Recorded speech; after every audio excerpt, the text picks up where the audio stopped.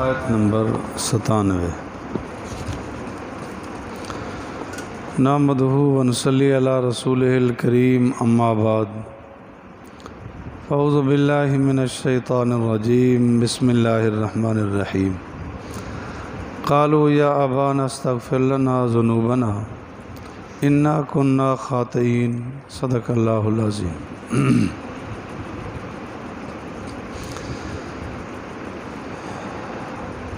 یعقوب علیہ السلام کے پاس خوشخبری لے کے پہنچا، قمیص لے کے۔ وہ قمیص آنکھوں پہ لگایا، نظر واپس آئی تو فرمانے لگے میں نے تمہیں نہیں کہا تھا کہ جو میں جانتا ہوں اللہ تعالیٰ سے تم نہیں جانتے ہو۔ یوسف علیہ السلام کے بھائی اب سمجھ گئے کہ حقیقت تو کھولی گئی، ساری خطا غلطی ہماری ہے۔ وہ بھی خوب آدمی ہے جو اپنی خطا اور غلطی کو مان جائے۔ آج کل ہمارے معاشرے میں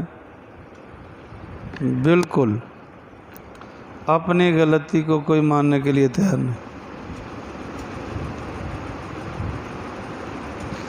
کرا کے جیسے بھی ہو، لیکن بالکل غلطی ہو جائے اور غلطی کا اقرار کر کے توبہ کر لے، ایسا نہیں۔ اپنی غلطی دوسرے کے گلے میں ڈالنے کے لیے تو خیر تیار بیٹھے۔ بارہا تجربہ کیا ہوگا کہ ایکسیڈنٹ ہوتا ہے، سری اس کی غلطی ہوتی ہے، پھر بھی دوسرے پہ چڑھ جاتے ہیں کہ قصور تیرا ہے، تیری غلطی ہے، ایسا ہو گیا۔ تو کہنے لگے قالوا یا ابانا، اے ہمارے باپ، ہمارے لیے بخشش طلب کر ہمارے گناہوں سے، انا کنا خاطئین، بے شک ہم خطا کار ہیں۔ آدمی اپنے رب سے معافی مانگے، صاحب حق سے بھی معافی مانگے، برکت اسی میں ہوتی ہے۔ ایک آدمی چور تھا، اللہ نے اس کو ہدایت دی، حضرت تھانوی رحمۃ اللہ علیہ کا پھر بیعت ہوا۔ حضرت نے فرمایا کہ جن جن لوگوں کے حق مارے ہیں نا ان سے معافی مانگو یا ان کو ادا کرو۔ عرض کیا حضرت جی ادائیگی کی طاقت نہیں ہے، معافی مانگنے جاؤں گا وہ تو ماریں گے، پٹائی کریں گے میری۔ تو حضرت نے فرمایا دنیا کی پٹائی بہتر ہے آخرت کی پٹائی سے، جاؤ یا معافی مانگو یا ادا کرو۔ اس نے ہمت باندھی، چلا گیا، سب کے پاس گیا کہ میں نے تیرا اتنا مال چرایا تھا، اتنا نقصان کیا تھا، مجھے معاف کر دے۔ جب حضرت کے پاس واپس آیا تو خاصا مال لے کے آیا۔ عرض کیا حضرت جی معافی مانگنے کی برکت یہ ہوئی کہ جن جن سے میں نے معافی مانگی انہوں نے میرا اور تعاون کیا کہ اللہ تعالیٰ آپ کو دین پر رکھے، ایمان پر رکھے۔ تو اللہ تعالیٰ کے احکامات پر چلنے سے برکت ہوتی ہے، خیر ہوتی ہے، عافیت ہو جاتی ہے، لیکن کوئی ہمت باندھے۔ حقوق العباد کی ادائیگی، حقوق اللہ کی ادائیگی خوب ہونی چاہیے۔ یعقوب علیہ السلام نے فوری ان کے لیے دعا نہ کی، فرمایا ان قریب میں اپنے رب سے تمہارے لیے بخشش طلب کروں گا۔ ایک تو وجہ یہ تھی، مفسرین فرماتے ہیں کہ دل پر کچھ بوجھ تھا کہ بڑی زیادتی کی بیٹوں نے، کچھ وقفے بعد میں دعا کروں۔ کچھ حضرات فرماتے ہیں کہ اصل بات یہ ہے کہ کچھ اوقات ہوتے ہیں جس میں دعا کی قبولیت کی خاص گھڑیاں ہوتی۔ تو یعقوب علیہ السلام نے فرمایا میں ان قریب دعا کروں گا، مانا تہجد کے وقت کروں گا۔ تہجد کے وقت دعا کی قبولیت کی گھڑیاں ہوتی ہیں۔ حدیث پاک میں آتا ہے آپ علیہ الصلوۃ والسلام نے ارشاد فرمایا کہ اللہ تعالیٰ اپنی شان کے مطابق آسمان دنیا پہ تشریف لے آتے ہیں، پہلے آسمان پر، پھر وہاں سے ندا دیتے ہیں حال میں مستغفرن فاغفر لہ، کوئی ہے مجھ سے معافی مانگنے والا میں اسے معاف کر دوں۔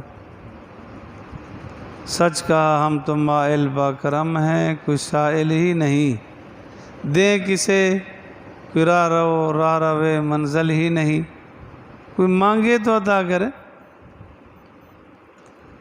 تو اس وقت اللہ تعالیٰ کی رحمت جوش میں ہوتی ہے، مانگنے والے مانگتے ہیں، لوٹنے والے لوٹتے۔ اور فرض نماز کے بعد بھی دعا قبول ہوتی ہے، فرض نماز کے بعد بھی دعا قبول ہوتی ہے۔ یہ قبولیت کی خاص گھڑیاں ہوتی ہیں، اس وقت اپنی ضرورت کو مانگے، لیکن مانگنے کا ذرا طریقہ اور ڈھنگ بھی سیکھ لے کہ پہلے اللہ تعالیٰ کی تعریف کرے، پھر حضور علیہ الصلوۃ والسلام پر درود پڑھے، پھر اپنے مقصد کو لے آئے۔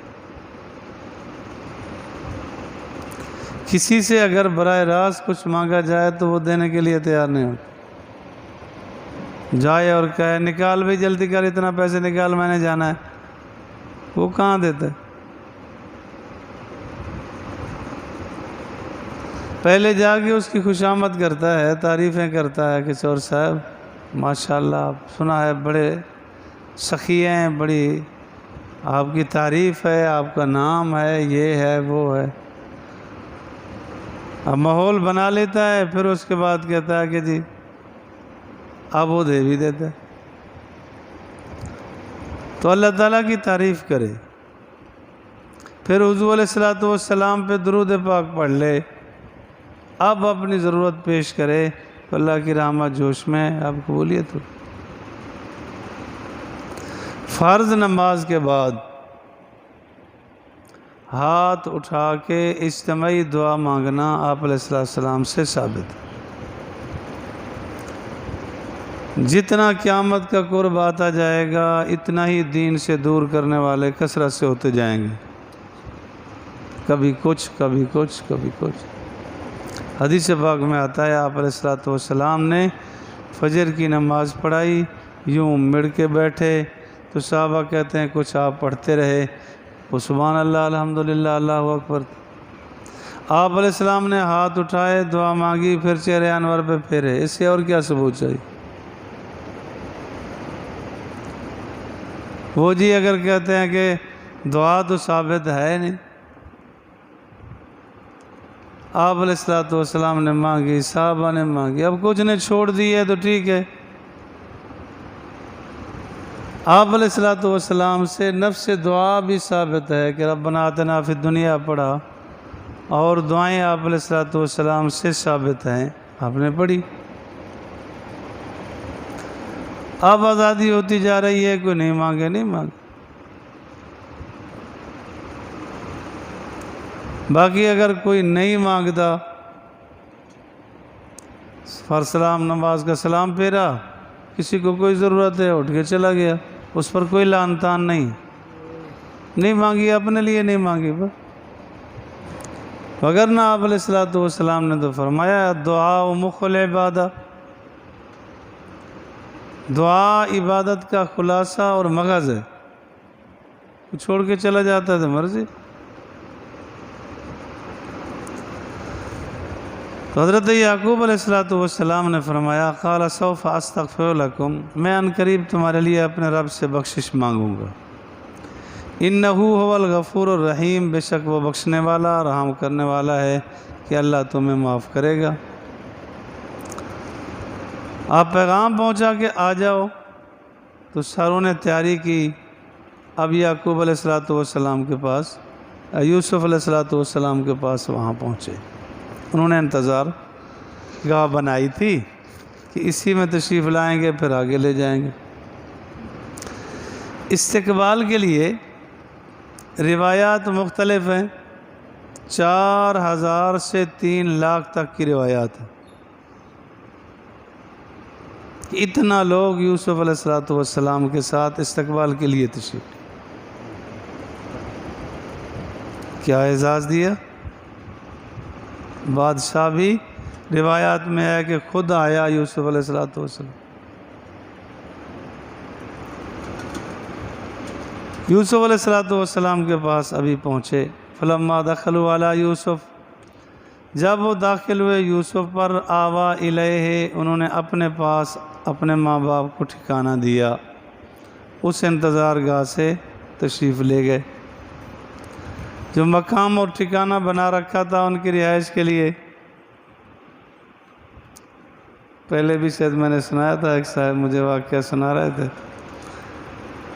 کہ جی فلاں صاحب کے بیٹے نے بہاولپور میں بڑی کوٹھی بنائی، اس میں 35-36 کمرے تھے۔ کتنا بڑی ہوگی؟ جتنا بڑی ہو کہتے تو کوٹھی ہے نا، ایک آدھا کمرہ ہو تو کہتے ہیں کوٹھا، جتنا بڑی ہو کہتے ہیں کوٹھی، ایک طرز ہے۔ کہتے باپ کو لے گیا، بڑا مال خرچ کیا تھا اس پہ، دکھا رہا تھا کہ یہ کمرہ فلاں کے لیے، یہ مہمانوں کے لیے، یہ ٹی وی کے لیے، یہ فلاں کے لیے، سارا مکان پھرایا۔ جب فارغ ہوئے تو باپ نے کہا مجھے کسی جگہ بٹھاؤ تو صحیح، پانی پلاؤ۔ بٹھایا، پانی پیا، ٹھنڈا سانس پر۔ بیٹے نے کہا کیا ہے؟ انہوں نے کہا یہ 36 کمرے آپ نے دکھائے، اس کے لیے بھی دکھائے جہاں کوئی پرندے مرندے رکھیں گے، کاش ایک کمرہ ایسا بھی دکھا دیتے کہ یہاں میرا ماں باپ رہے گا۔ ایک کمرہ بھی اس میں نہ نکلا کہ جس میں میرا باپ بیٹھے گا۔ ہے یہی بیوی کے لیے، بچوں کے لیے، سب کے لیے، اگر نہیں گنجائش تو ماں باپ کے لیے۔ بڑھاپا آ جاتا ہے، تنگ آ جاتا ہے۔ ایک واقعہ ذہن میں آیا، حضرت تھانوی رحمۃ اللہ نے لکھا ہے، ایک بنیا دکان پہ بیٹھا، اس کا چھوٹا بیٹا تھا، وہ آیا، اتفاق سے سامنے کوا آ بیٹھا۔ بیٹے نے پوچھا یہ کیا ہے؟ انہوں نے کہا جی کوا ہے۔ جلدی سے کاپی نکالی اور اس پہ لکھنا شروع کر دیا۔ اس نے کہا یہ کیا ہے؟ انہوں نے کہا کوا ہے، لکھ لیا۔ وہ پوچھتا گیا، یہ بتاتا گیا، تو 100 مرتبہ بچے نے پوچھا، باپ نے بتایا کہ یہ کوا ہے، بیٹا یہ کوا ہے، ساتھ ساتھ لکھتا بھی چلا۔ اتفاق کہ باپ بوڑھا ہو گیا، بیٹا جوان ہو گیا، اب دکان پر وہی، آپ نے بھی ویسے سنا ہوگا، کہتے ہیں ابا جی آپ گھر رہا کریں، آپ کی عقل کام نہیں کرتی۔ یہاں آنے کے بعد ذرا ماحول متاثر ہوتا ہے۔ اچھا جی، یہ ماں باپ کے ساتھ سلوک ہوتا ہے۔ باپ بوڑھا ہو گیا، سہارے پہ آیا، دکان پہ بیٹھا ہی تھا، اتفاق سے پھر اسی طرح کوا سامنے آ بیٹھا۔ باپ نے کہا بیٹا یہ کیا ہے؟ انہوں نے کہا جی کوا ہے۔ تھوڑی دیر کے بعد پھر پوچھا یہ کیا ہے؟ انہوں نے کہا جی کوا ہے۔ تیسری مرتبہ اس نے کہا کہ تمہارا دماغ خراب ہے، بتا رہا ہوں کوا ہے۔ اس کی آنکھوں سے آنسو بھی آ گئے۔ اس نے کہا فلاں رنگ کی ایک کاپی پڑی ہے، لے آؤ۔ وہ کاپی لائی گئی، دیکھا تاریخ لکھی ہوئی تھی کہ بیٹا اس تاریخ کو تو بیٹھا تھا، میں بیٹھا تھا، تو نے پوچھا، اب دیکھیں میں نے 100 مرتبہ بتایا، میں نے تو نہیں کہا کہ تو پاگل ہے۔ میں نے تیسری بار پوچھ لیا تو کہتا ہے تیرا دماغ خراب ہے۔